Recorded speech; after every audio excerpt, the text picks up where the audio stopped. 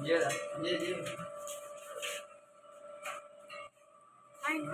कैमरे बंद भैया जा रहे हैं, ठीक है। अच्छा बेटा, प्रीवियस में जो हम पहले पढ़ रहे थे, आपको याद होगा लिक्विड की प्रॉपर्टीज हम पढ़ रहे थे।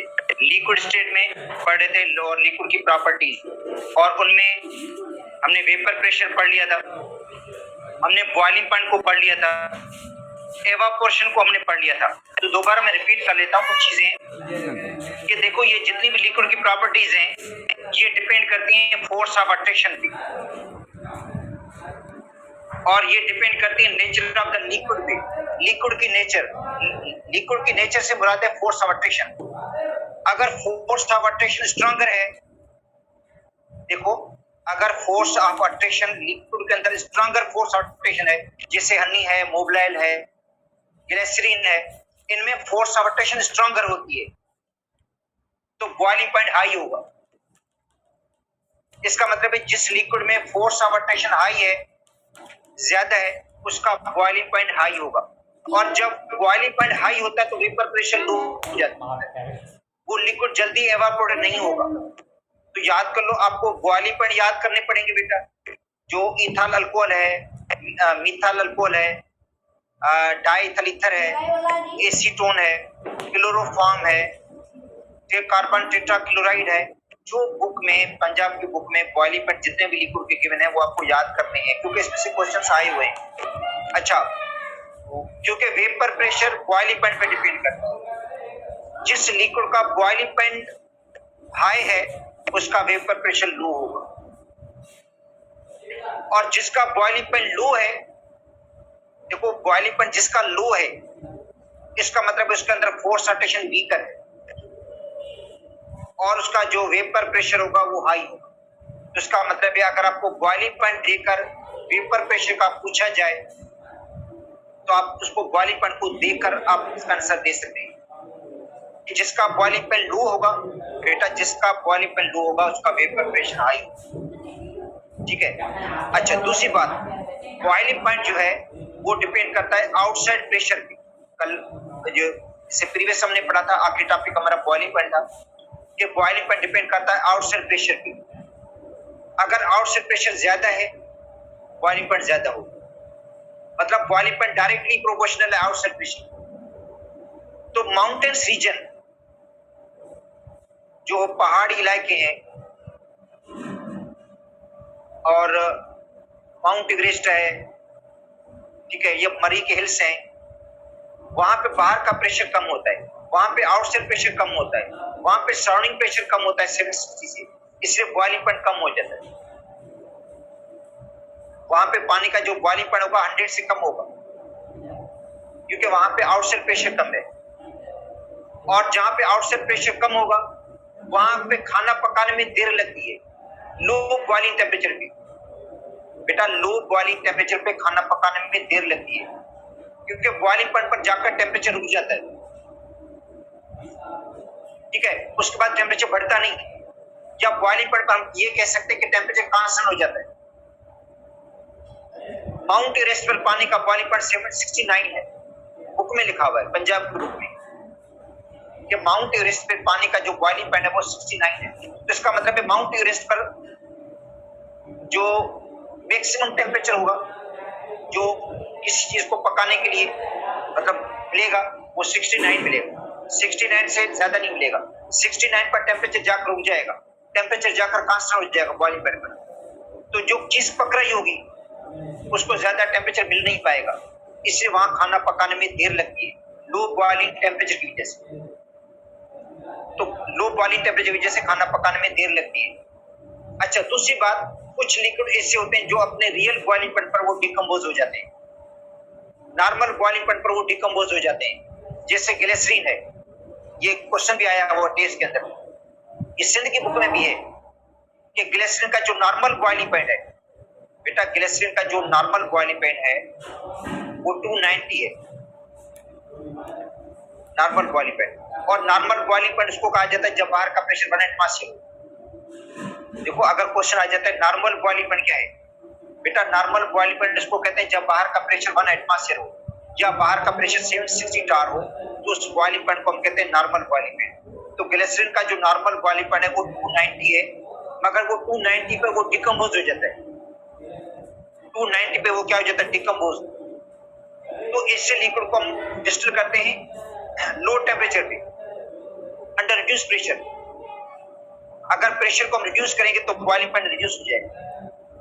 तो ग्लिसरीन को जब हम बॉयल करते हैं 50 टार पे, देखो अगर ग्लिसरीन को हम बॉयल करते हैं 50 टार पे, अगर ग्लिसरीन को बॉयल करेंगे, बाहर का प्रेशर रिड्यूस करते हैं वैक्यूम डिस्टिलेशन में, बाहर के प्रेशर को हम रिड्यूस करते हैं, तो ग्लिसरीन का जो बॉइलिंग पॉइंट है वो 210 हो जाता है, 210 हो जाता है, और 210 को वो डिकम्पोज नहीं होता।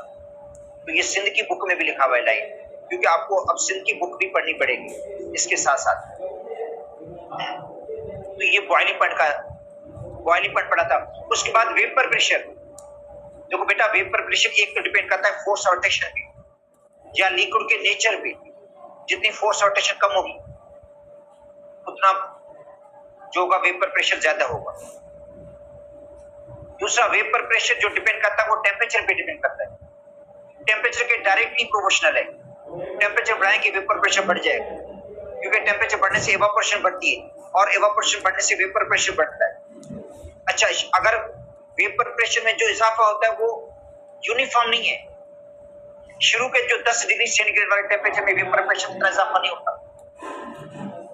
जितना लास्ट के 10 डिग्री सेंटीग्रेड में इजाफा होता है।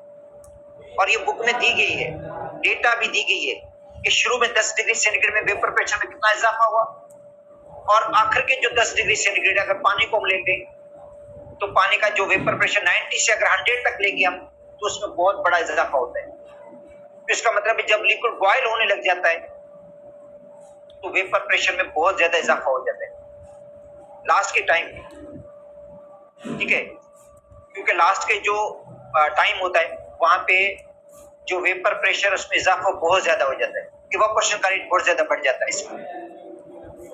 तो वेपर प्रेशर डिपेंड करता है टेम्परेचर पे। अच्छा, वेपर प्रेशर कंटेनर की साइज पे डिपेंड नहीं करेगा, जबकि इवापोरेशन कंटेनर की साइज पे डिपेंड करता है, मगर वेपर प्रेशर नहीं डिपेंड करता। देखो बेटा, वेपर जो प्रेशर है वो कंटेनर की साइज पे डिपेंड इसलिए नहीं करता क्योंकि जितनी इवापोरेशन बढ़ती है उतनी कंडेंसेशन भी होती है, क्योंकि रेट ऑफ इवापोरेशन और रेट ऑफ कंडेंसेशन बराबर हो जाते हैं। इसलिए जो कंटेनर की साइज है उस पर वेपर प्रेशर डिपेंड नहीं करेगा, ना लिक्विड की अमाउंट भी डिपेंड करेगा। जो वेपर प्रेशर वो लिक्विड के अमाउंट पे डिपेंड नहीं करता, ये इंटेंसिव प्रॉपर्टी है, लिक्विड के अमाउंट पे डिपेंड नहीं करेगा, और ना कंटेनर की साइज पे डिपेंड करेगा। अच्छा, वेपर प्रेशर इंप्योरिटीज पे चेंज हो जाएगा। सपोज करते हैं अगर प्योर वाटर है, जो प्योर वाटर है अगर उसके अंदर कोई इंप्योरिटी मिली हुई नहीं है तो उसका वेपर प्रेशर एक होगा। जब उसके अंदर हम साल्ट ऐड कर देते हैं, नमक ऐड कर देते हैं, कोई सॉलिड सब्सटेंस उसके अंदर ऐड कर देते हैं जो उसके अंदर डिसॉल्व हो जाता है, तो वो वेपर प्रेशर को क्या करेगा, लो कर देगा। तो इसका मतलब है जो सॉलिड इंप्योरिटीज होती है बेटा, NaCl है या कोई और साल्ट अगर पानी के अंदर आप डिसॉल्व कर देते हो, या शुगर है या ग्लूकोज है, इसको पानी के अंदर आप डिसॉल्व कर देते हो, तो वो बॉइलिंग पॉइंट को क्या करे, वो वेपर प्रेशर को लो करेगा, बॉइलिंग पॉइंट बढ़ेगा। इनकी वजह से बॉइलिंग पॉइंट में इजाफा हो जाता है, elevation of the boiling point जिसको हम कहते हैं। और ये सॉल्यूशन की प्रॉपर्टीज हैं जिनको हम कहते हैं कोलिगेटिव प्रॉपर्टीज, जो नंबर ऑफ पार्टिकल्स पे डिपेंड करती है। इसका मतलब है जितना उसके अंदर सोल्यूट आप ज्यादा डिसॉल्व करोगे, या समझ गए नंबर ऑफ पार्टिकल्स जितने ज्यादा होंगे, जितने नंबर ऑफ पार्टिकल्स ज्यादा होंगे उतना बॉइलिंग पॉइंट में ज्यादा इजाफा होगा और वेपर प्रेशर उसी हिसाब से कम हो जाएगा। तो ये लिक्विड की प्रॉपर्टीज ऑलरेडी हम डिस्कस कर चुके थे। आज हम दो लिक्विड की और प्रॉपर्टीज को डिस्कस करने जा रहे हैं, उनमें एक है विस्कोसिटी और दूसरा है सरफेस टेंशन। ये दोनों प्रॉपर्टीज पंजाब की बुक में नहीं है बेटा, फेडरल की बुक में दी गई है और सिंध की बुक में भी गिवन है, तो इसलिए लाजिम बात है हमें पढ़ना पड़ेगा, क्योंकि अगर कल टेस्ट जो है PMDC बहाल हो जाती है ये, और टेस्ट जो होता है वो सिंध की बुक से होता है, तो जाहिर हमें पढ़ना पड़ेगा, क्योंकि इसमें से क्वेश्चंस आते रहते हैं, पहले भी आए हैं उसमें से, अभी भी आ सकते हैं क्वेश्चंस, इसलिए हमें दोनों बुक्स को पढ़ना पड़ेगा। तो देखो बेटा, विस्कोसिटी आपने नोट किया होगा कि जो डिफरेंट लिक्विड्स हैं उनका रेट ऑफ फ्लो डिफरेंट होता है। आपने नोट किया होगा, वैसे डेली लाइफ में हम देखते रहते हैं, जब लिक्विड को हम किसी चीज में से निकालते हैं, ठीक है, तो एक लिक्विड ऐसा होता है जो क्विकली मूव करता है और जो दूसरा लिक्विड वो स्लोली मूव करता है। जैसे हनी है, अगर जार में से, बोतल में से हनी को निकालते हैं हम, ठीक है, तो वो स्लोली मूव करती है। टमाटो केचप वो भी स्लोली मूव करता है, मोबिलाइल वो भी स्लोली मूव करता है, जो ग्लिसरीन है वो भी स्लोली मूव करता है, मगर वाटर क्विकली मूव करता है, गैसोलीन पेट्रोल क्विकली मूव करता है, ईथर क्विकली मूव करता है, अल्कोहल भी क्विकली मूव करता है। तो इसका मतलब है कुछ लिक्विड जो होते हैं वो स्लोली मूव करते हैं। देखो कुछ लिक्विड क्या है, स्लोली मूव करते हैं, और कुछ लिक्विड जो होते हैं वो फास्टली मूव करते हैं। इनका रेट ऑफ फ्लो एक जैसा नहीं है। अच्छा, ये किसकी वजह से हो रहा है ऐसा? कि कुछ लिक्विड जो है क्विकली मूव कर रहे हैं और कुछ जो है वो स्लोली मूव करते हैं। तो उसका रीजन है force of attraction, intermolecular force of attraction. ये इंटरमॉलिक्यूलर फोर्स ऑफ अट्रैक्शन की वजह से जिस लिक्विड में इंटरमॉलिक्यूलर अट्रैक्शन स्ट्रॉन्गर है, देखो जिस लिक्विड के अंदर इंटरमॉलिक्यूलर जो अट्रैक्शन है वो स्ट्रॉन्गर है, वो लिक्विड स्लोली मूव करेगा, वो आस्ता आस्ता मूव करेगा, उनके फ्लो में रुकावट होगी। उस रुकावट को हम कहते हैं विस्कोसिटी।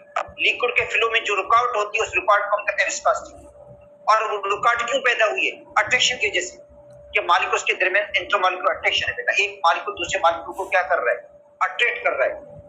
अट्रैक्शन की वजह से तो जिस लिक्विड में अट्रैक्शन स्ट्रॉन्गर होगी वो लिक्विड स्लोली मूव करेगा। लिक्विड मूव करते हैं लेयर्स की सूरत में। तो लेयर्स के बीच में जो लेयर्स होते हैं बेटा, लिक्विड मूव करते हैं लेयर्स की सूरत में। तो लेयर्स के बीच में क्या होती है? इंटरनल फ्रिक्शन होती है। इंटरनल फ्रिक्शन है। एक लेयर जो होता है दूसरे लेयर को क्या करता है? रोक लेता है। इसे वो मूव करेंगे, लेयर्स मूव करेंगे मगर स्लोली मूव करेंगे, आस्ते आस्ते मूव करेंगे। अगर लिक्विड की विस्कोसिटी ज्यादा है तो, लिक्विड में अट्रैक्शन स्ट्रांग है तो, अगर अट्रैक्शन वीक है तो वो जो लेयर मतलब लिक्विड होगा वो फास्टली मूव करेगा, क्विकली मूव करता है। गैसोलीन क्विकली मूव करता है। इससे लिक्विड को हम कहते हैं लेस विस्कस।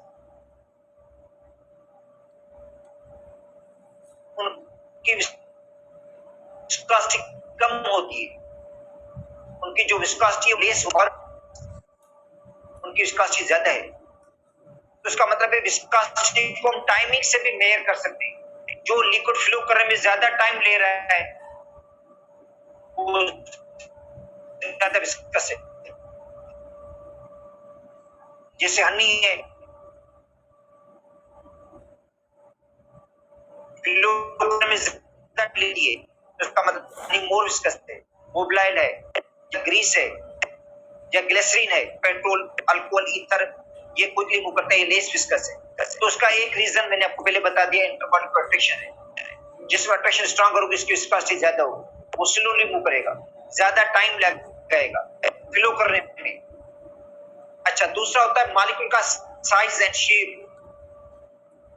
अगर मॉलिक्यूल का साइज लार्जर है, अगर मॉलिक्यूल का साइज बेटा लार्जर है और शेप इरेगुलर है तो इसका चीज ज्यादा होगा। अगर मॉलिक्यूल का साइज लार्जर, जैसे हनी है, मोबिलाइल है, ग्लिसरीन है, उनके मॉलिक्यूल का साइज लार्जर होता है और शेप इरेगुलर होती है, तो एक मॉलिक्यूल दूसरे मॉलिक्यूल में फंस जाता है इरेगुलर शेप की जैसे, इसलिए वो मूव करेगा स्लोली और इसका चीज उसकी ज्यादा होगी। जिस मॉलिक्यूल का साइज छोटा मॉलिक्यूल का साइज है, जैसे ईथर है, अल्कोहल है, ठीक है, इनके मॉलिक्यूल का जो साइज होता है वो छोटा होता है और ये क्विकली मूव करता है, उसकी विस्कोसिटी लेस है। विस्कोसिटी डिपेंड करती है टेम्परेचर पे, विस्कोसिटी टेम्परेचर पे भी डिपेंड करती है। अगर हम टेम्परेचर बढ़ाएंगे तो फोर्स ऑफ अट्रैक्शन वीक हो जाता है। जो मॉलिक्यूल्स के दरमियान फोर्स ऑफ अट्रैक्शन वो कमजोर हो जाता है, वीक हो जाती है और विस्कोसिटी क्या हो जाती है? कम हो जाती है। इसका मतलब है टेम्परेचर बढ़ाने से विस्कोसिटी क्या हो जाएगी? लेस हो जाएगी, कम हो जाएगी। अब देखो जैसे हनी होती है, जब हम सर्दी की सीजन में इसको निकालते हैं बहुत ज्यादा टाइम लेती है। सर्दी की सीजन में क्यों टेम्परेचर लेस होता है, सर्दी की सीजन में टेम्परेचर लो होता है, अट्रैक्शन स्ट्रॉन्गर हो जाती है, स्लोली मूव करेगी। अगर उसी को ये जो सीजन जून जुलाई का चल रहा है इसी में निकालते हैं तो वो क्विकली मूव करती है। जल्दी मूव करती है, मतलब जल्दी मूव करती है as compare to winter season, क्योंकि हाई टेम्परेचर की वजह से, टेम्परेचर हाई की वजह से फोर्स अटेन वीक हो जाते हैं और वो मॉलिक्यूल्स क्विकली मूव करते हैं।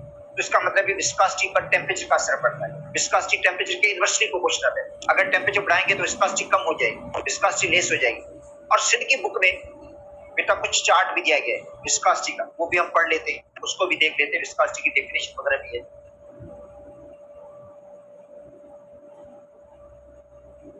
देखो विस्कोसिटी है resistance of a liquid to flow, liquid के फ्लो में रुकावट।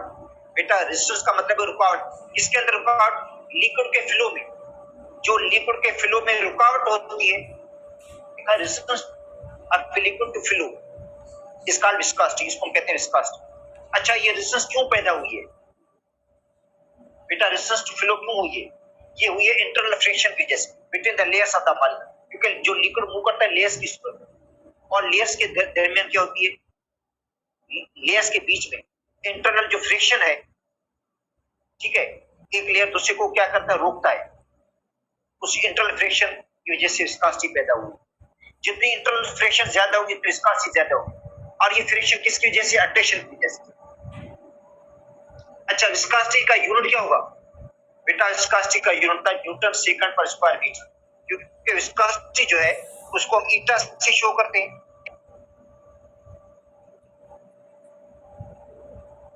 देखो विस्कोसिटी है force into time upon area, Newton second पर स्क्वायर मीटर। इसको आप इससे भी लिख सकते हो, न्यूटन पर मीटर स्क्वायर सेकंड। तो न्यूटन पर मीटर स्क्वायर क्या है? प्रेशर है। बेटा ये क्या है? न्यूटन पर मीटर स्क्वायर, ये तो प्रेशर है इनटू सेकंड, इसका मतलब है ये हो जाएगा पास्कल सेकंड।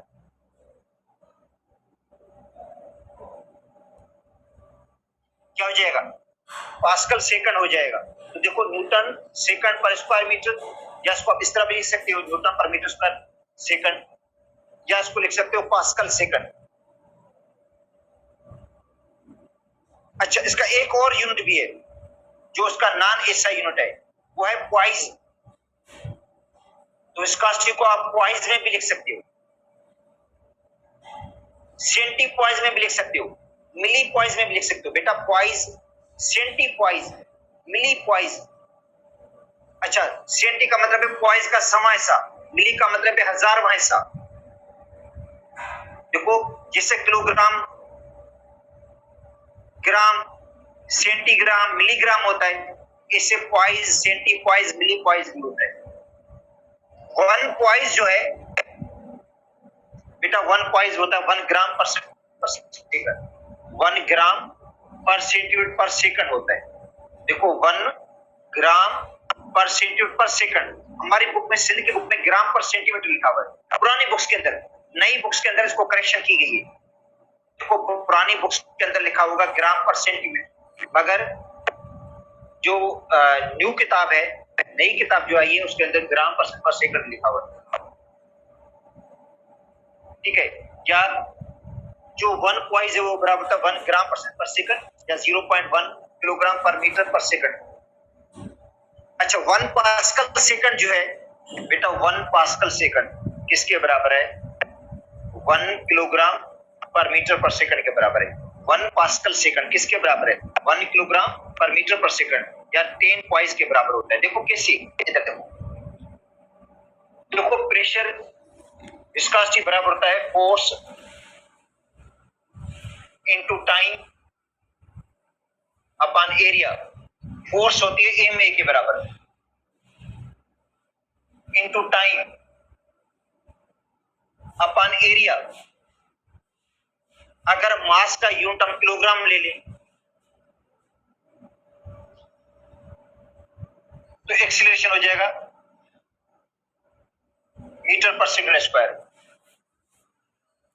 अच्छा इनटू टाइम बेटा second upon area metre square. अगर इसको आप कैंसिल करेंगे तो इस तरह हो जाएगा, ये कैंसिल हो जाएगा, ये ऊपर वाला कैंसिल हो जाएगा, ऊपर बचेगा किलोग्राम पर सेकंड अपन बचेगा इधर मीटर, तो ये ऊपर हो जाएगा किलोग्राम पर मीटर पर सेकंड। हाँ, इसको आप कन्वर्ट कर सकते हो, किलोग्राम की जगह पे ग्राम लिख दो अगर, ठीक है। अगर सीजीएस में आप लिखना चाहते हो तो आप किलोग्राम की जगह पे ग्राम लिख दो, मीटर की जगह सेंटीमीटर पर सेकंड। बेटा देखो, किलोग्राम की जगह पे ग्राम आ गया, मीटर की जगह पे सेंटीमीटर आ गया, पर सेकंड आ जाएगा, ठीक है। तो ये भी देखो विस्कोसिटी का यूनिट है बेटा, ये भी विस्कोसिटी का यूनिट है, ये भी विस्कोसिटी का यूनिट है, क्वाइस भी विस्कोसिटी का यूनिट है, पास्कल सेकंड भी विस्कोसिटी का यूनिट है, जो क्या न्यूटन सेकंड पर स्क्वायर मीटर विस्कोसिटी का यूनिट है। ये सारे विस्कोसिटी के यूनिट है और इसको कहा जाता है ईटा। विस्कोसिटी को ईटा से शो किया जाता है। तो विस्कोसिटी इज मेजर्ड बाय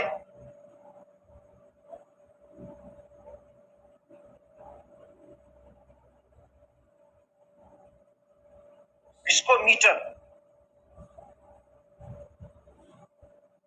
बेटा विस्कोसिटी को मेजर करते हैं विस्कोमीटर के तहत, मतलब जो इंस्ट्रूमेंट है उसका नाम है विस्कोमीटर।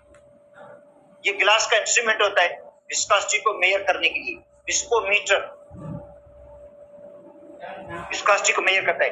अच्छा, फैक्टर्स,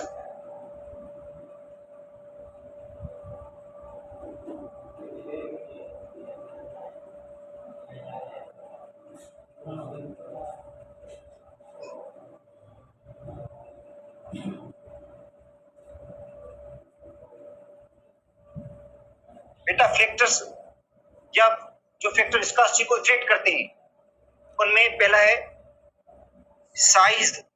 और चमन एक मिनट बोलो, किताब खड़ी आने दे, and shape of molecule. Molecule का साइज और शेप। अगर मॉलिक्यूल का साइज लार्जर है और शेप इरेगुलर है तो विस्कोसिटी ज्यादा होगी।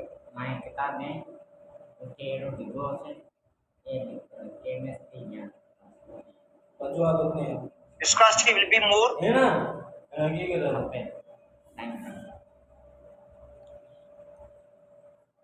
if size of molecule is larger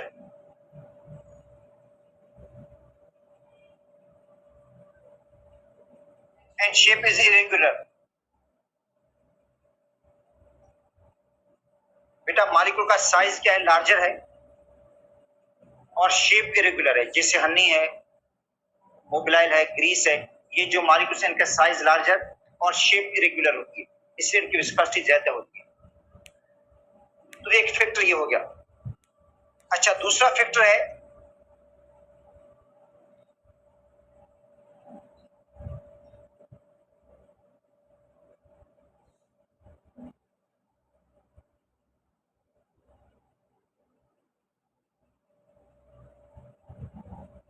force of attraction.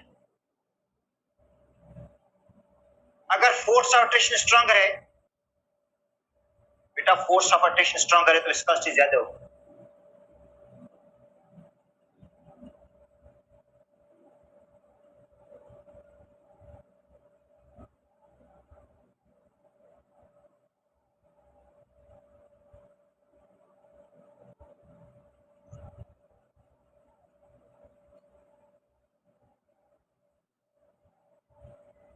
Viscosity ज्यादा होगी अगर intermolecular force of attraction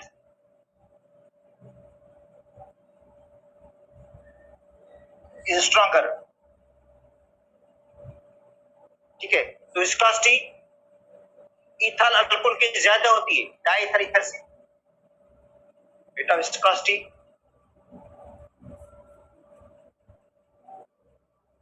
of ethyl alcohol is more than diethyl ether। Because of hydrogen bonding.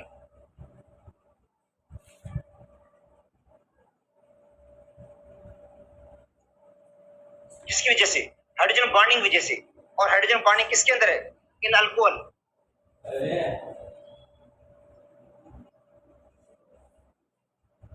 बेटा हाइड्रोजन बॉन्डिंग अल्कोहल के अंदर है, इथाइल अल्कोहल के अंदर hydrogen bonding है, इसलिए उसकी विस्कोसिटी ज्यादा है।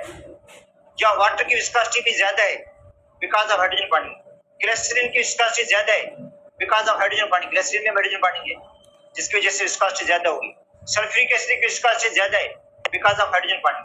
इसका मतलब है हाइड्रोजन बॉन्डिंग जो है वो बेटा इंटरमॉलिक्यूलर अट्रैक्शन की एक टाइप है ना, जितनी हाइड्रोजन बॉन्डिंग स्ट्रॉन्गर होगी उतनी विस्कोसिटी भी ज्यादा होगी।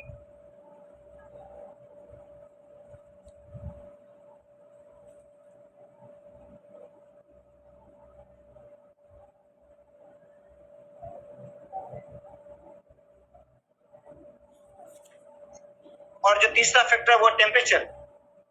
बेटा जो थर्ड फैक्टर है वो क्या है? टेम्परेचर है।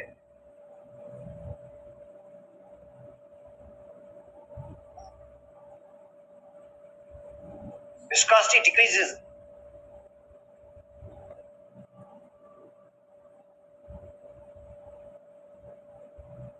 by increasing temperature।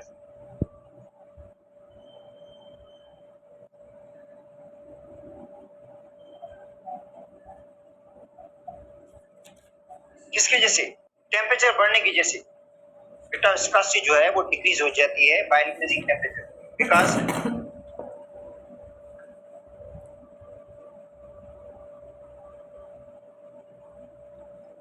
Intermolecular force of attraction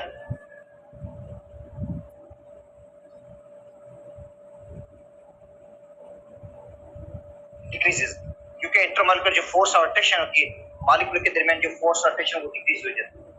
जब फोर्स ऑफ अट्रैक्शन डिक्रीज होगी तो लाजिम बात है विस्कोसिटी भी कम हो जाएगी। तो विस्कोसिटी जो है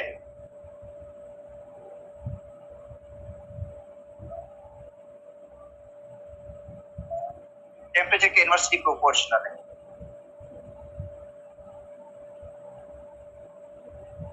टेम्परेचर के इनवर्सली प्रोपोर्शनल। टेम्परेचर बढ़ाएंगे विस्कोसिटी कम हो जाएगी। मतलब 0 डिग्री सेंटीग्रेड पे विस्कोसिटी 1 होगी, 25 डिग्री सेंटीग्रेड पे कम हो जाएगी, 100 पे और कम हो जाएगी, या 50 पे और कम हो जाएगी। मतलब जिससे टेम्परेचर बढ़ता जाएगा विस्कोसिटी कम होती जाएगी, क्योंकि फोर्स रोटेशन जो है वो वीक होती जाती है।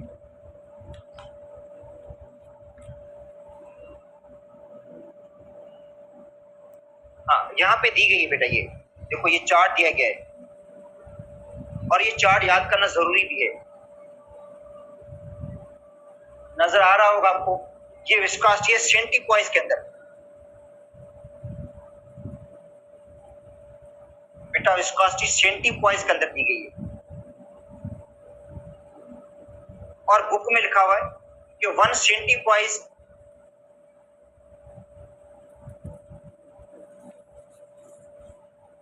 10⁻³ न्यूटन सेकंड पर स्क्वायर मीटर के बराबर है। सिंध की बुक में लिखा हुआ है इस डिग्री में।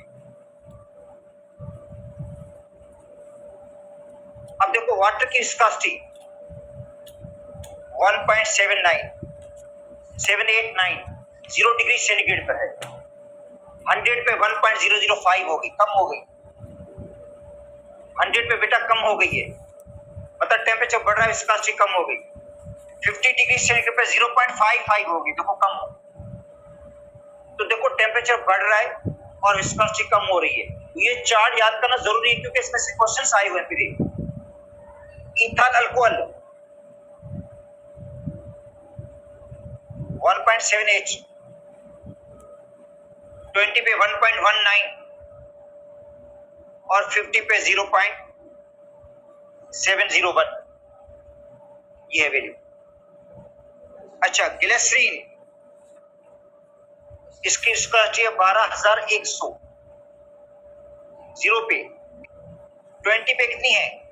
1499, कम हो गई बेटा। 0 डिग्री सेंटीग्रेड पर बहुत हाई है इसकी विस्कोसिटी।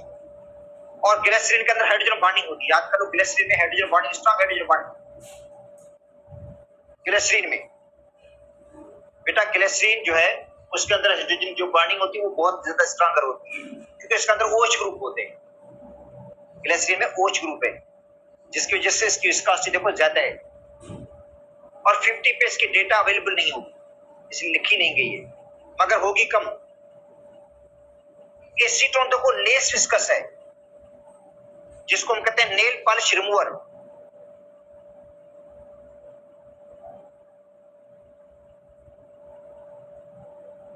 बेटा ये एसीटोन नेल पॉलिश रिमूवर है, देखो 0.395 0 डिग्री सेंटीग्रेड पे, और 20 डिग्री सेंटीग्रेड पर 0.322, और 50 पे क्या है 0.246, बहुत कम हो गई। तो आप देखो इसके अंदर लेस विस्कस जो है वो एसीटोन है, और जो मोर विस्कस है वो है ग्लिसरीन। तो ये चार्ट याद करने का मकसद यही है कि अगर जो है एमडीगेट मतलब ये जो है पीएमडीसी जो टेस्ट लेता है, तो वो आपके सिंध के सिलेबस से होगा। तो बेटा इसमें चार्ट में से क्वेश्चन आ सकते हैं, क्योंकि पुराने पेपर्स के अंदर क्वेश्चन इस तरह दिए गए।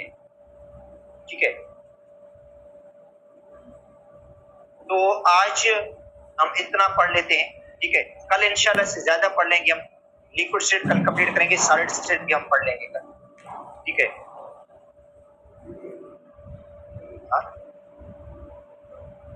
आज नहीं होगी आप लोगों की।